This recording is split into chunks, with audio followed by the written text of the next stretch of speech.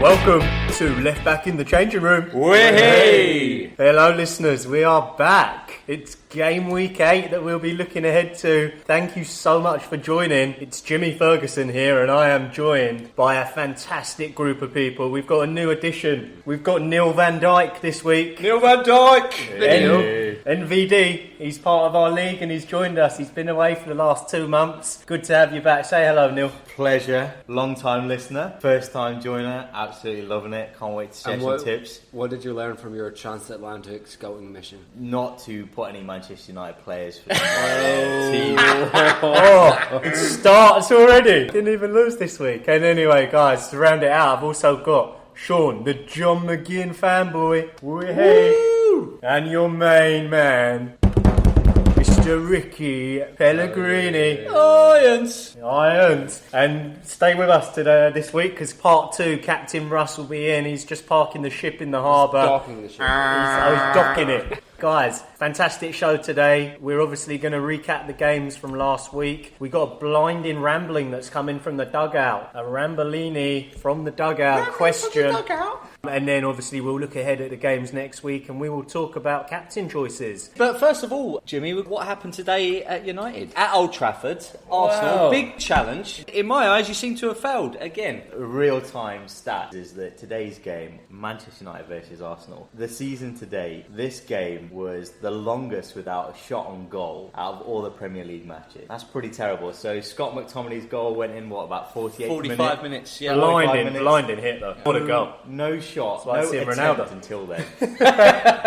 Well, I mean, there we go. No way to start the show than ribbing from a Liverpool fan to really push that one in. My pleasure. Thanks, mate. The knife's been pushed in there. But I do think, what a fantastic week of Premier League action, trying to deflect from the United game. But what I will say is, this week in the Premier League, we had some dodgy goalkeeping. We had some penalties, a couple of red cards, and then, some really dodgy VAR decisions, which I think affected a few of us around this table. Absolutely. Yeah. None other than Manchester United. Had, all right, 48 minutes it took us to get a shot, blinding shot, great goal. We all got to sit back and say that was probably the goal of the week. He does that once or twice a game, doesn't he, McTominay? And he does. It's nice to see that be pulled off. Is he that good? I think he's got the weight of the world on his shoulders. Don't think, Man United have been struggling. When Pogba was out, it was really on him in that centre midfield, and he held his own, I think, but he's not the finished article yet. Yeah, and I think my point really, though, to Ricky, is what went wrong was the VAR. The VAR decision, in my opinion, I've watched it a few times. Aubameyang looks a little bit offside to me. I don't know how they've pulled that back. You boys I don't know, Jimmy. I've got to kind of challenge you on that, and not because I'm a Liverpool fan and you're a Man United fan, but looking at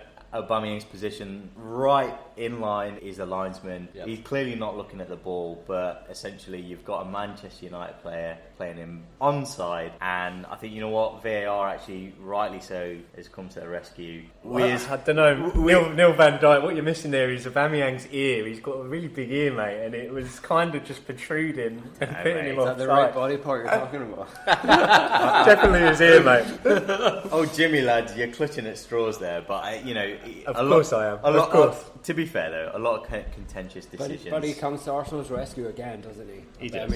Again. Well, yeah. I mean, 1-1 though isn't a bad result for us. I think Arsenal are quite weak this year, so that's disappointing. I would have expected us to have gone on and got that. If we want to get in top 4, we should be winning those sorts of games. But again, say it each week, just still not good enough. It's still not quite there. No shots in 48 minutes. If Man United did lose that game, we go back to Ollie again. He would have been under pressure, but again, swing that around if Man United did lose against Arsenal, right? And Ollie was under pressure. But who would you get in to replace Ollie? Because that's not going to fix any of United's problems if you got rid of the manager at this stage in the season. There was comparisons with Mourinho. The last 7 games, pretty much the same tally that Ollie's now got. I think it's too early though, mate. It's still 7 games in it, and it's never Ollie's fault. I mean, we say it every week, or I say it every week. Sean, carry on. What were you going to say, mate? I was going to say, I think we've actually managed to provide more exciting topic of conversation here than we saw on that whole of that match. Reading everyone's comments, I don't believe it was a classic. So should we take a step back and talk about what did happen this weekend? Liverpool, first game of the weekend, wasn't quite the method we expected of the victory, was it? But they got there in the end. Not at all, to be fair, and this is coming from a Liverpool fan. Credit to Sheffield United. They were well organised in defence. Got us on the counter. I think better finishing from them would have resulted in potentially an upset. But as you were saying, Jimmy, a unfortunate goalkeeping howler resulted Start of the in goalkeeping calamity, wasn't it? 100%. Unbelievable. Followed by Hugo Lloris, but we'll let Captain Russ comment on that later. But yeah, it was a fortunate goal from Gini Wijnaldum. But look, we're 7 in 7. Sometimes it takes a little bit of luck. You do have to grind the results out. Or that type of result, and hopefully that is enough to separate us at the end of the season and bring us some longer-weighted silverware. But it's too early days, but we'll just take each win as it comes. That was one game I got up early for this weekend because it was the early game, so I was up early and I was really willing you boys to lose. I'm not going to lie about it. And when Henderson let that in, I just absolutely gobsmacked. It's awful goalkeeping. He did make it up for it. He saved a Salah one-on-one a little bit later, which I was quite pleased with because I've lost Salah now. I've made that Wildie this week, people. I'll talk about it later. Did the Wildie. Done the Wildie, but I just wonder, Neil, is it the sign of things to come at Liverpool? Are they losing their way a little bit? It's an interesting one. I think there's two things that I pick up from that game. One is I think we're still crying out for that creative midfielder to unlock certain games against teams that organise themselves well defensively. Dare I say it, missing a player in the Coutinho-esque mould. But I think you have got Milner. Milner's a stalwart. He come on, didn't he? Milner's a stalwart, but unfortunately he's not going to give you the creativity that is needed for a game like that. I think definitely Klopp needs to think about his plan B a little bit better. But then I think, to be honest, a little bit of a saving grace. Alisson coming back, so potentially, Is he back now? He's back in full training, so I think they're targeting the Manchester United game for when he comes back to play. So that's definitely potentially an earmark for FPL managers out there. He brings a lot to the team. He helps the defence, to be honest. So actually, you know what? He was probably the difference in why we got so many clean sheets last season as opposed to this season. See, that's strong knowledge, and that's why we've got Neil van Dijk here today, because I've just learned something. I've got Adrian in goal at the moment. 2 weeks until he goes, so we need to make you all aware that Alisson is back. The countdown's Make on. sure. I actually think you're being a bit out. harsh on Liverpool there. You mentioned they've won 7 straight games. It's actually 16 straight in the Premiership when you tag on the end of last season. And I mean, they got a result in the end. It wasn't what you expect, but that's what you need to do if you want to be champions. I think the question marks when you're comparing Liverpool and City is always, if you ever get an injury to Mane, Salah or Firmino, God forbid, if that happens, then where's the strength in depth and to replace those? Origi did really well last season when you got an injury up top. For FPL managers, he's actually a great choice, such a low-cost option. But that will be the question mark. Can you get through a whole season with those top 3, no injuries? If you can't, you have got Milner to fall back on. So there's always silver lining for Liverpool. Milner, the Ribena boy, is always there. But it's an interesting point you pick up on, Ricky, as well, in terms of Man City and the strength, depth. And we saw it this game week as well. I think you got a lot of FPL managers picked Aguero, maybe not as kind of scored as highly as people anticipated. Yep. I think those that captain De Bruyne, great shout. Yeah. But you see it in terms of strength and depth. Someone like Mahrez. Mahrez got 10 points in the last 2 games. He's got 10 points and 15 points respectively. But it's always, unfortunately, a gamble with Man City players because the next game week rotation, right? Or he's on for the second half and he'll get you a point. So it's a difficult as one. fantasy Premier League managers, we are left back in the changing room, us boys. We never quite made it, but we're bloody good fantasy Premier League managers. And we don't like Pep. When he does things like this, it's frustrating. It's what frustrating. Are you doing to us? You touched on Mahrez there. He was probably the star of the show for Man City. Man City, Everton, yeah. What a great performance from them. Again, we were kind of expecting them to roll Everton over. I think Everton actually did a lot better than I thought. Yes, they had did. about 8 shots on goal. I thought they did well. Showing signs of things to come for Everton. We kind of ruled them out of the top 6, but I can see them taking that performance and doing well the next few weeks. But yeah, Mahrez, despite the risk of rotation, is a man of the match, I think. Wonderful free kick from Mahrez, and he got an assist as well, right? Yeah, there's an argument, I would say, with Mahrez, even comparing him with Sterling now. He's showing signs of what he did at Leicester, and I think he could be a big pick. See him being transferred in by a lot of managers this week. Yeah, definitely. And I think, still standout is De Bruyne though. I mean, he doesn't fail to deliver. He's metronomic. Is certainly sometimes the obvious captain pick now over Sterling. I think 43.3% of managers selected him, and he repaid that, to be honest, with 63 points. Definitely always one to either keep in your team or a go-to in terms of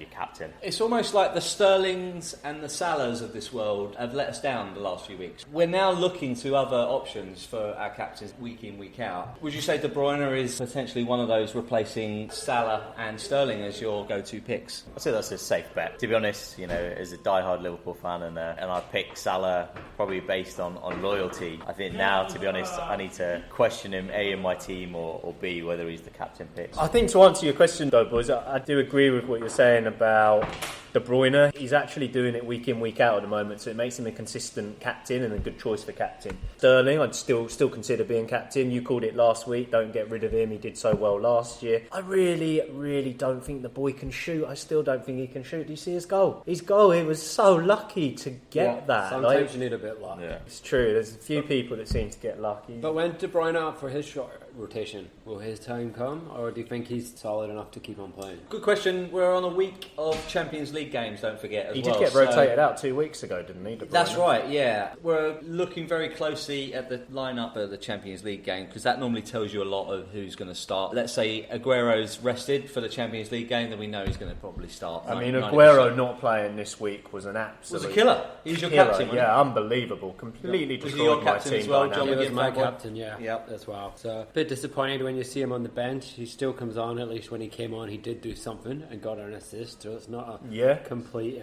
He played so well when he came on. If you watched that, he was. How many minutes did he brilliant. play? He played He like only 15, played like 20 minutes. 24 minutes. and still Yeah, gets an in total. assist. That's a good sign, right? He for looks an amazing brilliant player. this season. But a really question does. for FPL managers is that if he played such few minutes, is he going to play midweek against Dynamo Zagreb, and therefore actually, are you better off with someone like Gabriel Jesus? What I like about it is I think Aguero is going to be really annoyed about that. He'd probably be into Pep's office, he might even send an email like I would. He's going to have a word. But I think the other thing that you've got... He might just do his talking on the pitch. And maybe Exactly next week right. he's just going to come right back out there. Maybe. And he will do that for sure. And the other thing that you've got to remember is that wasn't a convincing performance by City. It's 1-1 for a lot of that game, and until Mahrez steps up and hits that free kick, that could have gone either way. So it wasn't that convincing. So anyway, boys, I think the thing is with Man City is they've got so many star players, it's difficult to choose the one. Yeah. Whereas Liverpool, you actually are more guaranteed to choose two. You're probably going to get... They're not going to be get it rested, right? Hopefully, yeah. Sean McGinn, you're going to like this one. Oh, Aston Villa Burnley. Got the Villa fanboy. So last week I had a real breakdown and for some reason decided to take my boy John McGinn out of the team, and Travesty. yeah, How and could you? especially when who I have replaced him for in your boy James Cantwell. Yes. Or Todd. Todd Cantwell. Great. But we'll call him James when it doesn't We'll call him score. James Great Cantwell, perm. yeah. What a perm. Oh, I don't what like perm. James. What perm. But anyway, back to John McGinn, or Todd McGinn, we should maybe call him. Yeah, he just does it again. It's just spectacular. I don't know if you saw. Good finish. Yeah, but I don't know if you even saw his first goal. Yeah, the disallowed He was one? very unlucky there to be disallowed. Another dodgy VAR. And I don't like going on and on about it. Contentious. But the worst thing about it was there's not even any signal that goal's been reviewed. They're celebrating. The Yeah, it's Villa really fans odd. are celebrating. Yeah. Burn- That's the annoying thing, isn't it? Burnley were ready to kick off again. They were literally, the referee had his whistle in his mouth, about to blow for kick-off. Yeah. It's a good 45-50 seconds after the goals went in. Yeah. And then all of a sudden he picks up the ball and no one can believe what's And then going the on. fans don't know either, so then, Yeah. there's no good communication of, being Let's relayed unpack to this everybody. VAR. What's the deal, right? Is every single goal go into VAR, or is it Yeah. just every single goal In goes theory, to it's VAR? supposed to, yeah. The one good thing I would say about the whole VAR panel, they have come out and said that they got 3 or 4 decisions so far this season wrong, and at least they're holding their hands up on the ones that they got wrong. So they should have overturned a couple of penalties. They're supposed to overrule the referee when they've got it wrong. Yeah. Because it's a massively contentious decision. Yeah. And they've come out after the fact and said publicly, saying we've got this decision, this I decision, find that this crazy, decision mate. I find incorrect. I find it worse they've come out and said But that. I kind of like it because at least it's a bit of transparency. Because they're at least what's saying, the okay, point of well, VAR? That's just going to infuriate you further. I mean, football is all about the love of the fans. Now Yeah. you're at a game, you're sitting there. Those Villa fans, they then went on to score 2 goals. Do they know whether to celebrate? Or Yeah. do they wait another 4 minutes after the goal went in before it actually went in. They can confirm that. So it's all a bit of a joke. The whole point of going to VAR is to make sure we get decisions right. Yeah. If someone is a muppet and they're reviewing it and they're not getting it right, they need to fire that muppet and get someone that can do it. Yeah. We need Neil Van Dijk up there, mate. Honestly, I'll be there on the monitors and I'll make sure I get it right. But I mean, You can't do Man U games or Liverpool games. yeah. But the game, my cousin scored